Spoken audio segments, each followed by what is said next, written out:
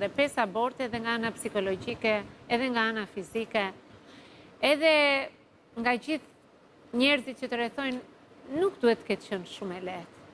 Në fakt nuk ka qenë absolutisht e lehtë. Unë e kam thënë dhe diku tjetër, për mua ka qenë një rrugtim i cili ka pasur mbështetjen e një psikoterapistes time. Unë kam shumë vite të cilën investoj në mirëqenien time mentale, sepse përveç ngarkesës sigurisht në punë, humbjet aborti në vetvete është vdekje. Pra vdekje e një foshnje. Dhe ti çdo abort që e kalon, para se të gjithë të thonë, edhe unë e kam kaluar, ti brenda teje kalon të dhëm shumë, të dhëmë dhe mos qënja e aftë për të riprodhuar, apo për të bërë atë misionin kryesor që ne kemi ardhur në jetë. Qëndima kryesore pa tjetër, përveç bashortit i cili nuk ma ka peshuar kur, pjesa tjetër e familjarëve të gjithë kishin atë keqardhje në sy, që gjunafi ka të gjitha dhe i mungon fëmia. Ndërkohë që askush nuk e dinte të vërtetën që unë po kaloja, pasi unë i kam thënë të vërtetën aborteve, kur ka qenë aborti i 5, dhe në fakt shtazania që ka ardhur e kam mbajtur të fshet për disa muaj, dhe Gender Reveal e kam bërë muajin e 5, sepse unë